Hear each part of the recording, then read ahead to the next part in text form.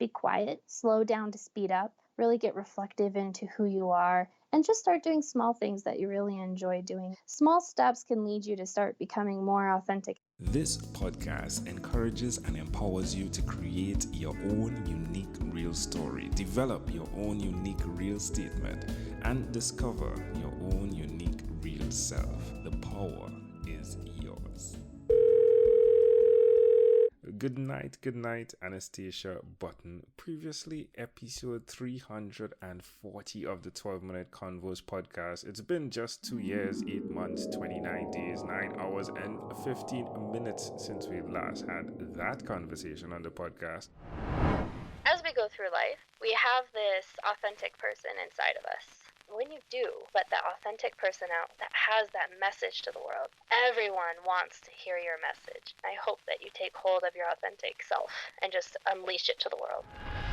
Luckily, we got to meet sometime around this time, actually, in Colorado. So that was then. This is now. Anastasia, how are you doing, my friend? It's a great pleasure to reconnect with you. Yes, I'm so glad to connect with you. Always great to have a conversation with you. I appreciate that. That is great feedback. So the last time we spoke, we updated the conversation online. But for those that listen via the podcast and that would probably listen to your episode back when you were doing Millennials, focusing on Millennials specifically, give us an update, please. Yeah, so I still work with millennials in some ways. However, I work more with corporations now. And so I go into corporations, I help them understand the generation no one can understand, which is millennials. But I also help them understand all the other generations, how they can all work together in the workforce, in that work environment, move them forward to continue making better projects, and of course, creating better impact on the world. I think one of the parts you bring to the pie is that there's a humor about the way you communicate. Have you seen that to be a strength in you as a millennial? Yeah, say that 10 times fast. There's the humor. Yeah, I guess I'm funny, huh? Yeah, I do bring a lot of lightheartedness to it because I like to have fun. And really, honestly, who wants to hear about millennials and not have fun when hearing about it? I'm totally okay with making fun of my own generation as well as I am a millennial. And it's just kind of fun to be able to loosen up. And if you're able to joke about yourself as a millennial, even though it may or may not be true what I am joking about, it helps open up the conversation, loosen up the room. And when you get people to relax, they're able to communicate better, connect with each other more, and move as a team. And that's really important. So I like to incorporate lots of humor. I'm also just a bubbly person, so that there's always that. Yes, you are. Which brings us to the conversation of the authentic person. I'm guessing while you want the authentic person to show up, it is very important for you to be representative of what a true authentic person speaks and looks like. Is that accurate?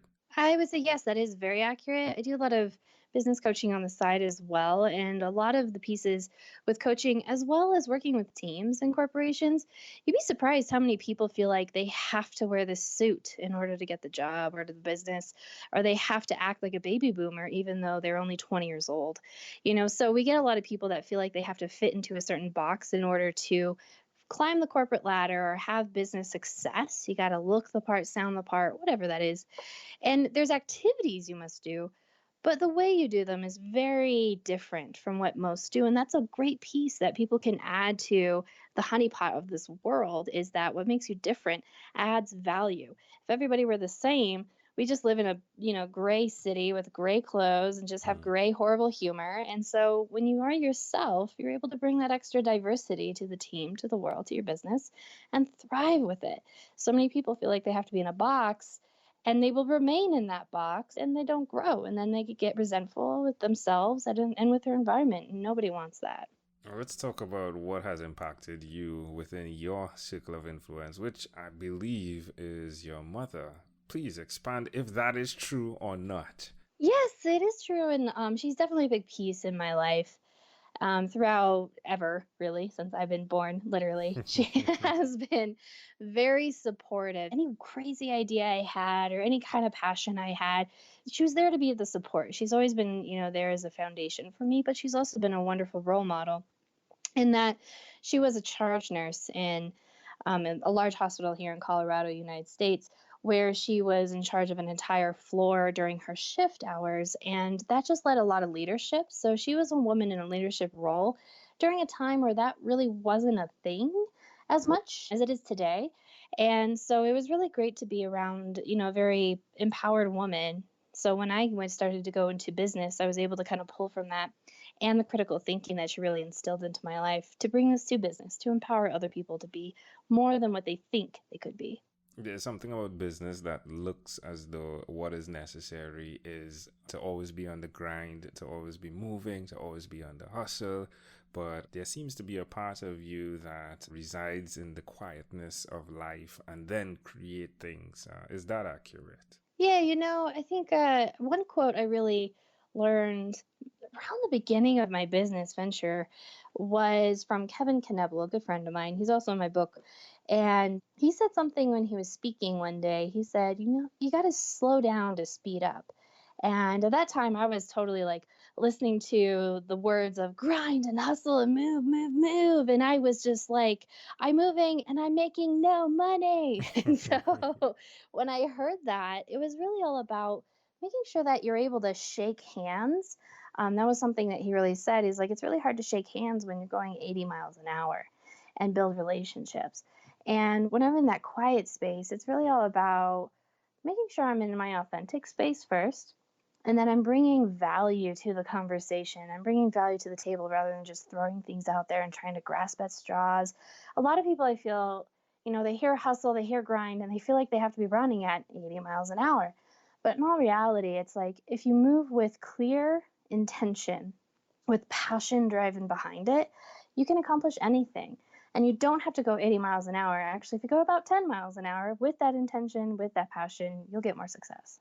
The power of being present, something you spoke about on our first conversation way back in 2016. Does that bring a value, that intentionality of being present in the moment? Absolutely. I mean, I myself have a really hard time staying in the present. I love being in my head. I just love being up there and coming up with all sorts of fears and weird things. But in all reality, when we get really present and in the moment, more as a lot of people would say, in your body versus in your head, and being in that moment with that person or with that audience, if you're speaking, whatever it may be, when you're very present with that person, they feel like you're there for them. You're not there for you. Totally agree. Now, your book, hashtag New Job, New Life, speaks about new job, new life, right? I'd like to open up the other aspect, which is death. Have you had a conversation with death or even with yourself about death? Interesting. I'm going to be honest, not really in terms of death. I've definitely had times in my life where I realize life is extremely short and I'm going to live it. When it comes to the death side, I'm very peaceful about it. It's not something I run away from or I try to run towards, but it's not something that I necessarily put a lot of thought into. I just try to live my day as purposeful as I possibly can.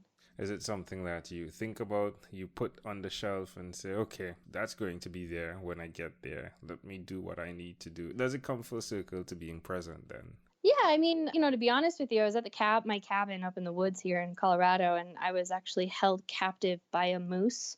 And I was stuck in my cabin because there was this massive moose outside and they're very territorial and dangerous. And I was not able to leave for like 2 days. Wow. And so I was stuck. Yeah, I was stuck in my cabin with my dog and I could not leave because I didn't want my dog to get killed and I didn't want to get killed and I didn't want the moose to get hurt. So I was just stuck there for 2 days. So yeah, the idea of death kind of came up, but at the same time, it was peaceful. It's not something I, again, run towards or run away from. It's there, it exists, and it will happen someday, but it's not something I necessarily put focus towards. Where's the best place for someone that's listening to connect with you? I'm all over social media because I'm a millennial and I love posting online. If you really just Google me or search for me on a social media platform for my name, Anastasia Button, you will find me. I'm pretty sure I'm still the only Anastasia Button on the internet. Love it. Well, Anastasia, I want to say thank you for being who you are, being true to your own unique, real self, being authentic, authentically humorous as well, right?